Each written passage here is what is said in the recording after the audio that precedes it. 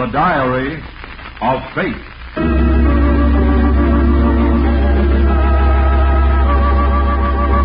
Fate plays no favorites. It could happen to you.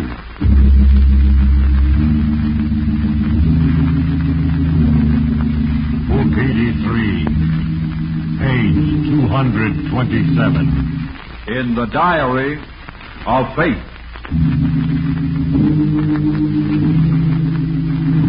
Yes, here it is. The name, Edward Matthews.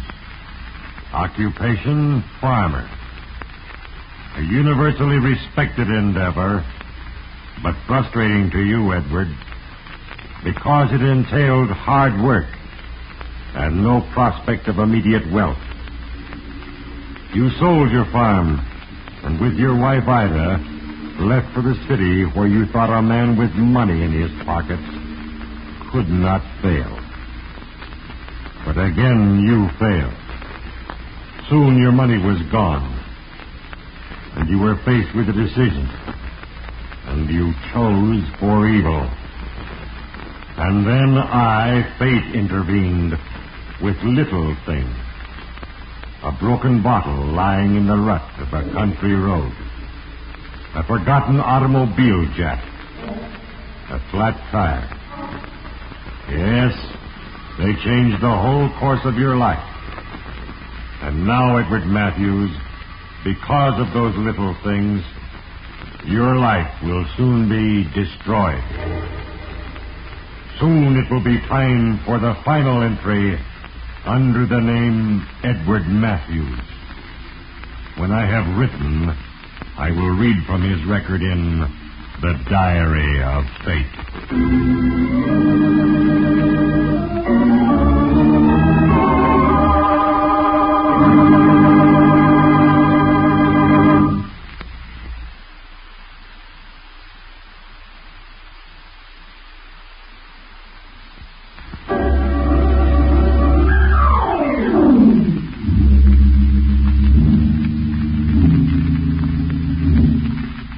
Record of Edward Matthews now lies open before me.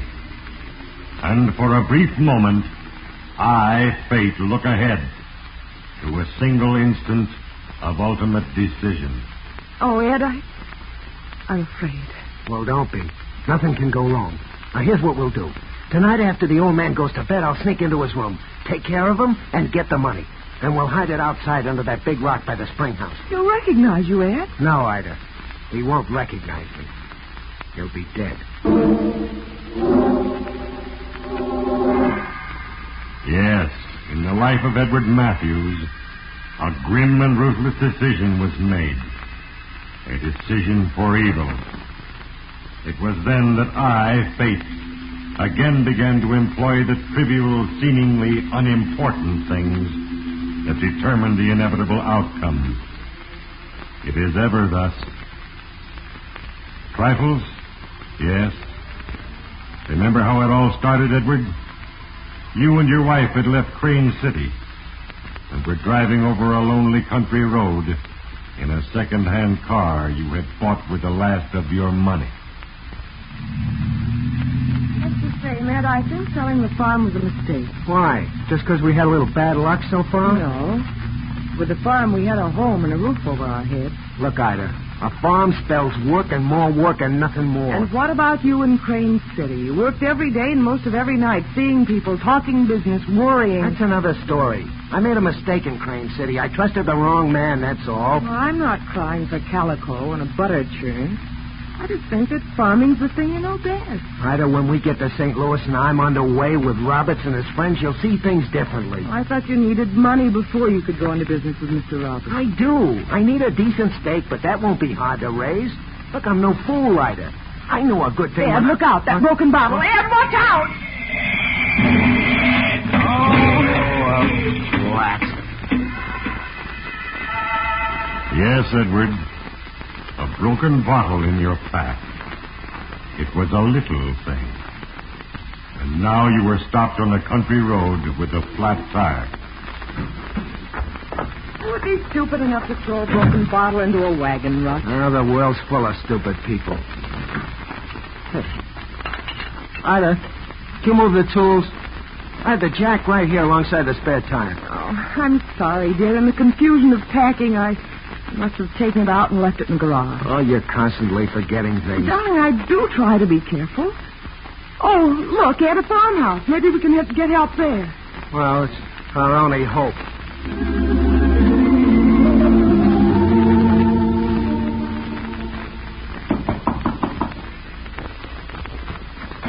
Well, what do you want now?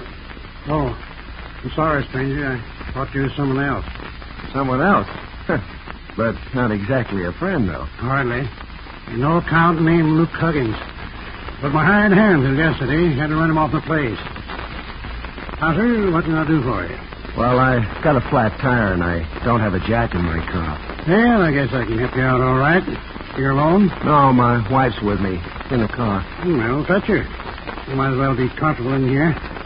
You folks hungry? Well, yeah, now that you mention it. Guess it's been a good 5 hours since we had lunch. Look, we'll be glad to pay for Never anything. mind, lad. Can your wife cook? Certainly can. She was raised on a farm. Good. Get her. I'm alone here now, and I'm not much of a hand around the stove. I've got the food, and you've got the cook. We should get along all right.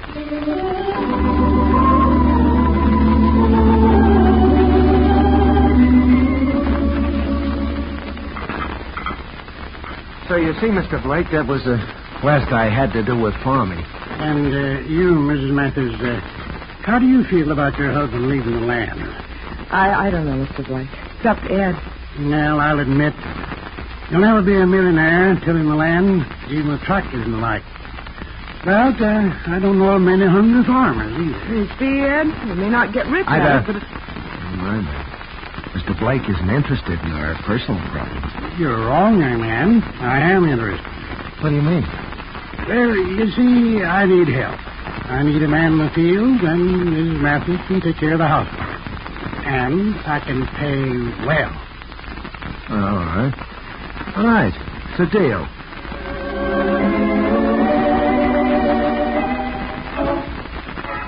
Yes, Edward. Because of little things, the broken bottle and the forgotten jack, you now had an opportunity to return to farming, the work you knew best.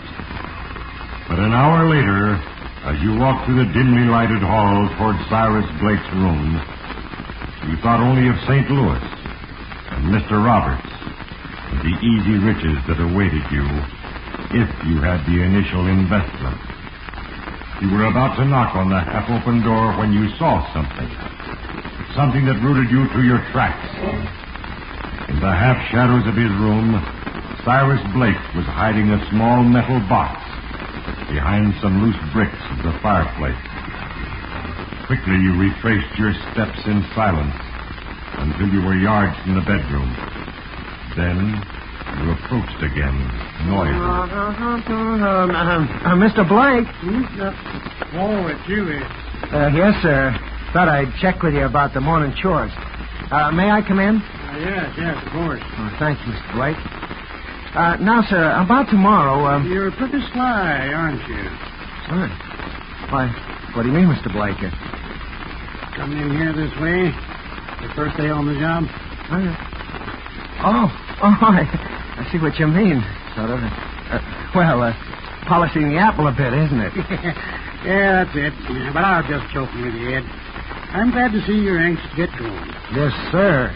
I am anxious to get going.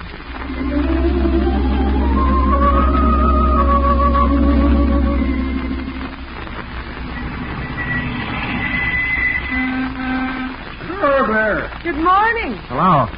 Morning, folks. My name's Tuttle. Oh, Mr. Tuttle, the sheriff. Mr. Blake mentioned that you'd be here early. Yeah, rain or shine, I met you for 10 years. Yeah, I'm sort of posting it, too. Well, glad to know you, Mr. Tuttle. I'm Eddie Matthews, and this is my wife, Ida. Yeah. We've gone to work for Mr. Blake. Yeah, I'm glad to hear that. I'm certain you're going to work out better than that there, Luke Huggins. What was he like, Sheriff? He was bad, mister. Wasn't strong enough to do the work of 3 men. He's a bad one. Where is he now? Yeah, it's hard to say. Probably up the hill someplace. Oh, do you think he'll come back here to make trouble for Mr. Blake or for us? It's hard to say, ma'am. He and Cyrus argued something fierce before Luke left. Well, I'll keep my eyes open, Sheriff. Oh, is that the mail for Mr. Blake? Yeah, just some papers and magazines. Here you are. Thanks, Sheriff. Yeah, see you folks tomorrow, I reckon. They're glad you're going to be with us. Bye now. Goodbye, Sheriff. Ed, I'm sorry with that Luke fellow. No worry, Ida. I don't think we'll be around here too long. What? Why, Ed, only a minute ago you said things were all right, that we wouldn't be running off. And we won't be, Ida. Not for a while, anyway. Not before I can get my hands on Cyrus Blake's strongbox.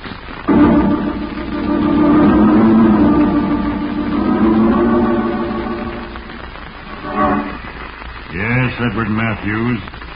You had made your decision. A decision for evil. And even as you chose, a plan was set in motion. And the end for you was certain.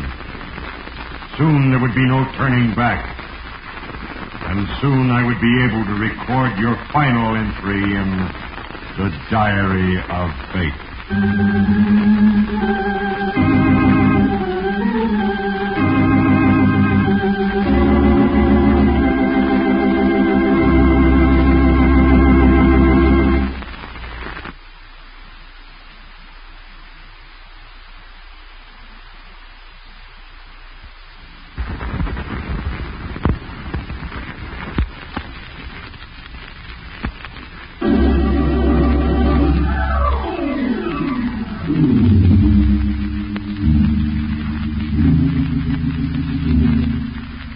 Edward, because of a broken bottle in your path, you stopped at the farm of Cyrus Blake. And now it was transformed into a place of golden opportunity. For you had caught sight of a black metal box. A box being hidden by old Cyrus behind the bricks of the fireplace in his bedroom. And you decided then and there to have that box and its contents.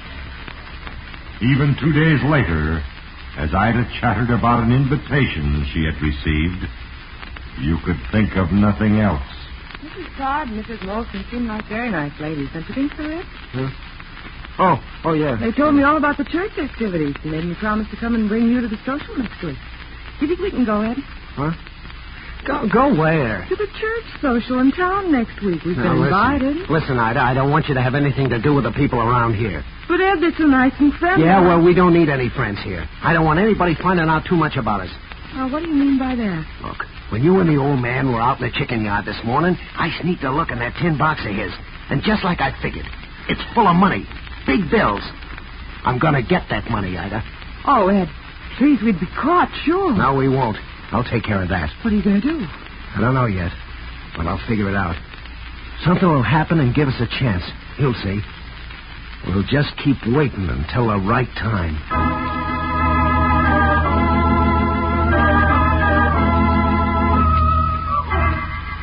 The chance you were waiting for came much sooner than you expected, Edward. The very next afternoon, you had gone to the little pasture at the far corner of the farm to check the fences. And there, half hidden under a stack of straw, you found something that sent the blood pounding through your veins. You ran back to the house and found Ida. Ida! I'm here. What's the matter? Where's the old man? I don't know. I suppose he's taking his nap. Why? Good. Come on with me. I think I've got the answer to all our problems, Ida. And it's down there in that corner pasture.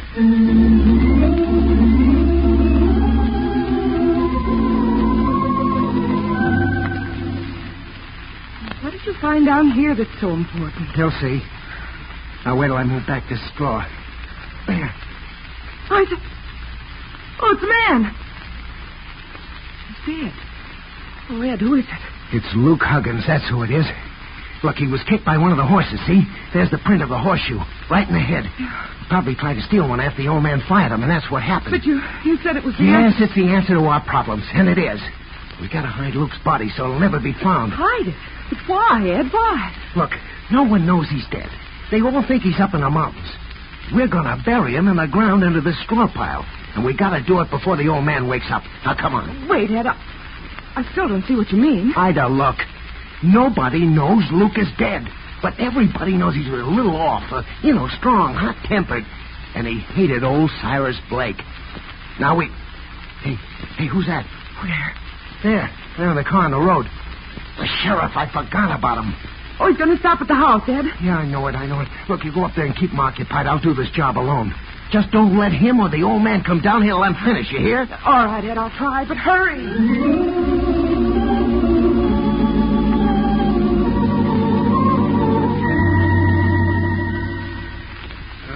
More coffee, Sheriff?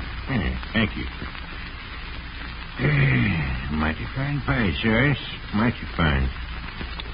Yeah, you're a lucky man to have a woman like Ida cooking for you. You're right. Don't have to worry about a thing now. So, Ida, what they doing today? Ed? Why, I think he went out to fix fences, Mr. Blake. There. See that? His own initiative. I didn't say a word about fences. Ezra, that Ed is an A1 farmer. Yeah, that's fine. It's comforting to know your place is in good hands. Yep. I'm getting along in years now. I can't get around like I used to. I'm sort of looking for a nice couple to take over this farm. So, Cyrus? You really mean that? Yeah, I sure do. And you can't tell, I might have found them. Yeah. What do you think of that, Ida? Think of what? Why, Matthews, it's so busy looking out that window you didn't hear a word we said. What's going out there anyway? See. Oh, it's nothing, Sheriff, nothing. Yeah, sure, that's it, huh? Yeah, Cyrus, I guess this old goat just can't hold a lady's interest when she's got a man like that there head around. Here he comes up the path now. Yeah, you better cut a big piece of that pie for him, Ida. By the way, Cyrus, see anything of Luke? No, he hadn't been back. Maybe he won't come back this time. Wouldn't be too sure. He's got a bad streak in him. Hello there, Ed. Oh, hi, Sheriff. Hello, Mr. Blake. Ida? Here you've been fixing fences, Ed. Yeah, out in that corner pasture. Saw something down there, too. Yeah? Ed, I saw a man, big man, moving through the trees outside the fence. He seemed to be trying to keep out of sight, but I caught him looking me over. Cyrus, sounds just like Luke. You be careful. He's mad. There's no telling what he might do. Yes, Edward. It was working out even better than you had hoped. Your story of seeing a man lurking in the trees convinced Sheriff Tuttle beyond doubt that Luke had come back. Now you were ready. After the sheriff left, old Mr. Blake went to the barn, leaving you and Ida alone in the house. That was your chance. You spoke swiftly, urgently, as you outlined your plan. Now, you listen to me, Ida. The sheriff is positive now that Luke is back. Anything that happens will be blamed on him. But Luke is dead. Yes, but only you and I know that. Don't you see what a perfect alibi it is? Ed, I'm afraid. Well, don't be. Nothing can go wrong. Now, here's what we'll do. Tonight, after the old man goes to bed, I'll sneak into his room, take care of him, and get the money. Then we'll hide it outside under the big rock by that spring house. He'll recognize you, Ed. No, Ida.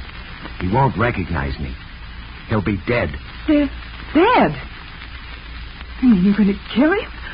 Oh, no, Ed. Oh, no. It's the only sure way. He'll be dead in a year or two anyway. Murder, Ed. Listen to me now. Come here to the front room. Here. Now, this closet's got a heavy oak door. You wouldn't have a chance of breaking it down, now, would you?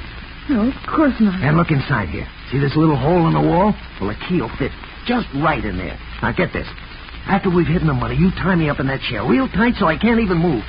And you lock yourself in this closet and drop the key down inside the wall through that hole. You get it? You see, when Sheriff Tuttle comes by tomorrow, he finds the old man dead, the money gone, and us helpless. And we blame the whole thing on Luke.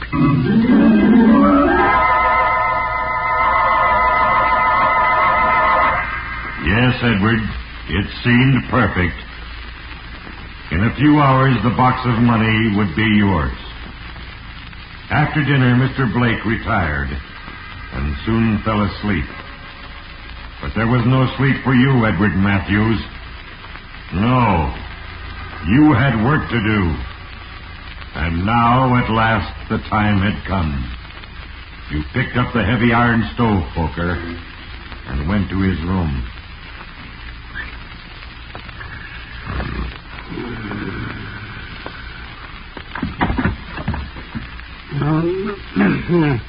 Someone there?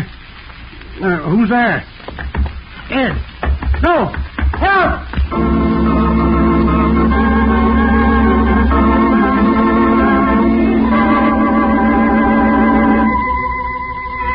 In that instant, Edward, you committed murder. You dropped the poker and went at once to the hiding place of the money. You ripped away the bricks, tore open the box, and gathered up the bundles of bills. Then you hurried out to the spring house.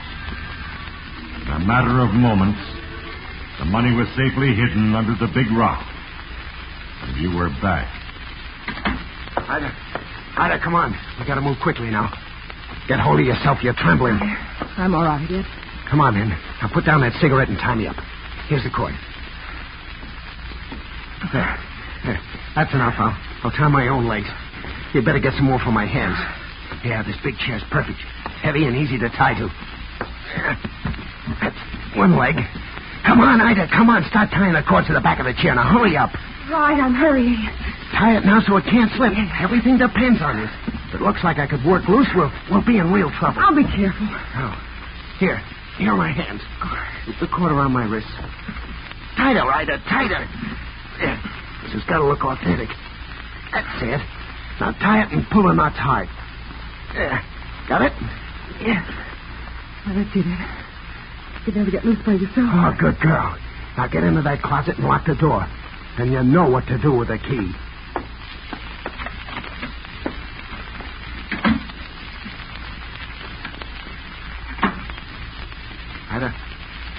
Ida. You all set? Ida. Yeah, set up. Oh, that's fine. Well, now we got nothing to do but wait. And tomorrow we'll be rich, Ida. Very rich.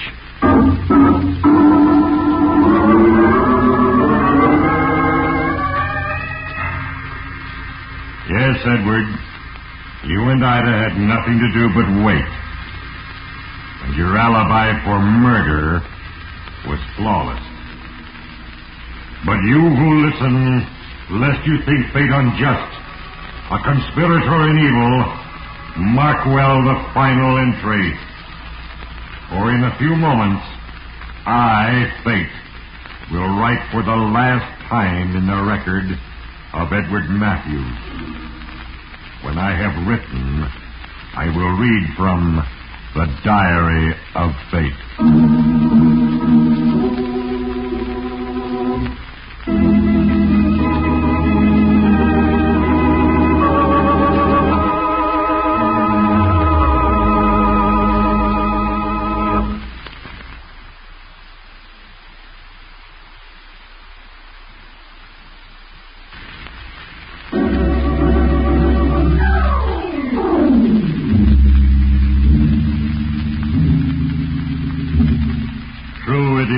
The mighty ages of eternity are but the sum of trifling moments.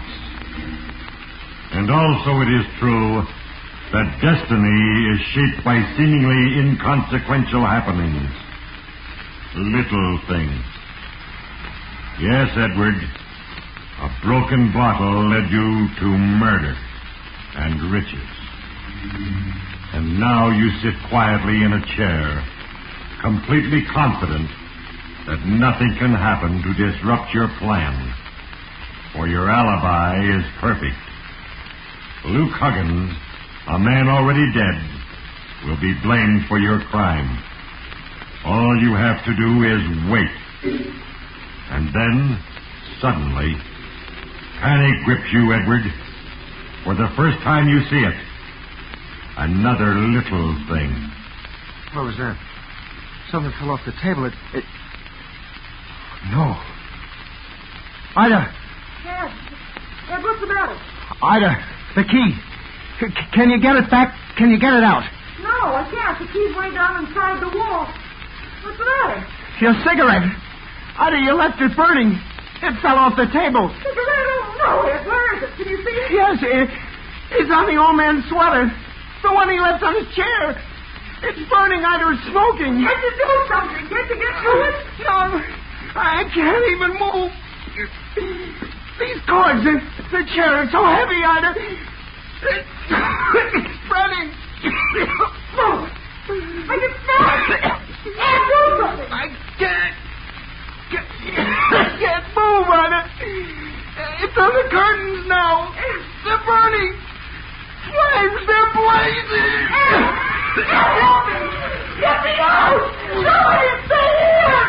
I've been so tight I can't move. I'm a witch trap.